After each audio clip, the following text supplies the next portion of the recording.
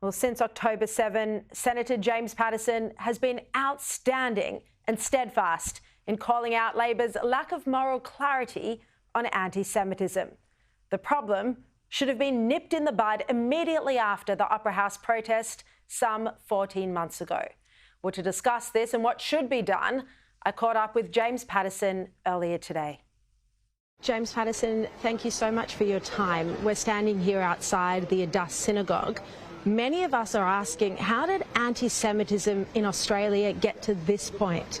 I think the answer, Sharri, is that the Prime Minister ignored the warnings. He ignored the Jewish community, he ignored the opposition, he ignored so many people who've been crying out for 14 months that anti-Semitism is out of control in our country and that if something serious wasn't done, then something tragic would happen. And this is the tragic thing that has happened.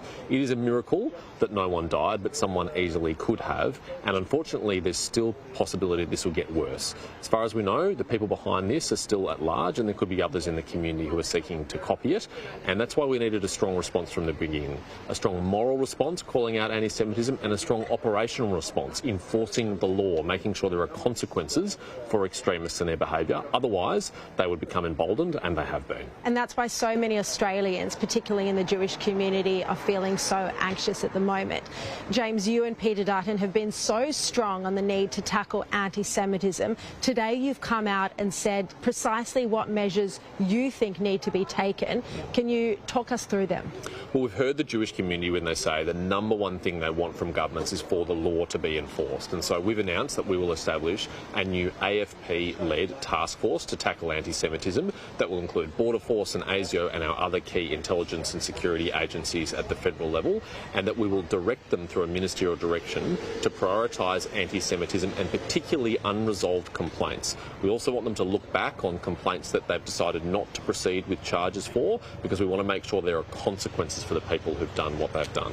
We'll also ensure that the Executive Council of Australian Juries request for $32.5 million of security funding will be delivered, but critically without strings attached, because the Albanese government has said they're not allowed to spend that money on armed guards at schools and shuls, and that only on unarmed guards. That's outrageous. Well, that will lead to people downgrading security rather than upgrading security at a time of crisis. And finally, we will reform Section 501 of the Migration Act, the character provisions, to make sure that we can cancel the visas and deport anyone who's involved in anti-Semitism or glorifying terrorism.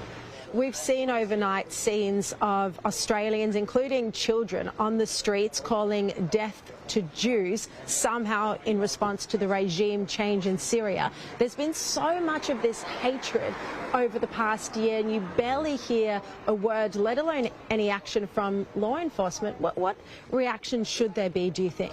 Well, I hope, Sharri, this is not yet another instance of incitement to violence against the Jewish community that goes unprosecuted, because we've had so many examples since the 7th of October of criminal incitement to violence at the federal and state level, and yet no charges have been laid, let alone anyone prosecuted or sent to prison over this. So we need a different response this time. We need our state and federal governments to lean in and to charge people with these offences, because if you don't charge them and if there aren't consequences, they become emboldened. And no wonder we've seen the scenes like this. No wonder when people aren't being charged with terrorist organisation symbols, when they're showing the flags of listed terrorist organisations, no wonder they don't fear the consequences. Chris Bowen this morning has said that your remarks, just calling for anti-Semitism to be dealt with, he's called them disgusting.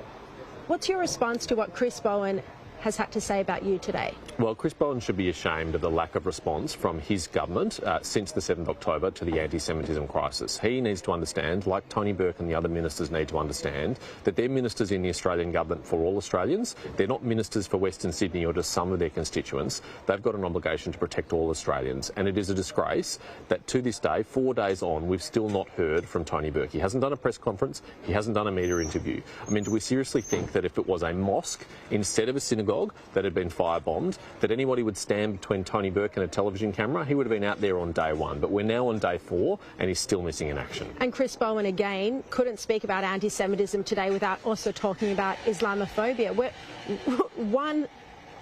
form of racism is at crisis point in this country. Correct.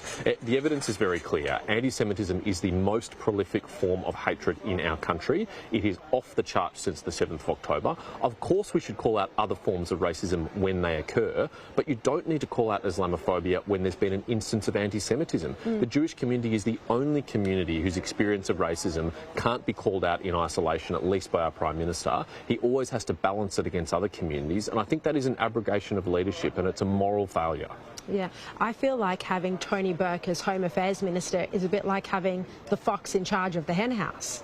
It was a bizarre decision for the Prime Minister to appoint Tony Burke to this portfolio. The only reason why he would have done so is if he's putting Labor's political interests ahead of the national interest. They want to hold those seats in Western Sydney. They're worried that the Muslim Votes Matter movement will rise up and take those seats off them at the election. And so they've put him in this position of power so he can approve Palestinian visas and do other things to appease extremists in our community, instead of putting someone in that position who could act in the national interest and protect all Australians. Yeah, which is so important right now.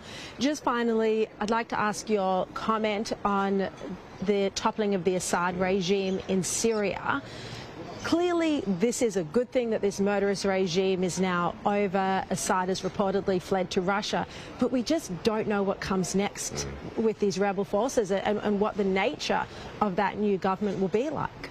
You're right, Sharri. No one should mourn the collapse of the Assad regime. This is a regime that used chemical weapons on its own people, and it is never a bad day when a proxy of the Iranian state, when a proxy of the Russian state falls over. But we should be sober about what might replace it. We know among the disparate group of rebels that have taken power, there are groups that have their origins in both ISIS and Al-Qaeda. HTS, one of the key groups, is listed as a terrorist organisation in Australia and around the world, but they have made commitments about how they intend to govern Syria going forward, and it's important that we hold them to those commitments, because we have seen in other revolutions like this in the Middle East, particularly in Libya, that sometimes what replaces what had been before can be even worse, and it's critical that Syria does not become worse than it has already been during this terrible civil war. James Paterson, thank you so much once again for your strength in fighting anti-Semitism. Really appreciate your time. Thank you, Sharri.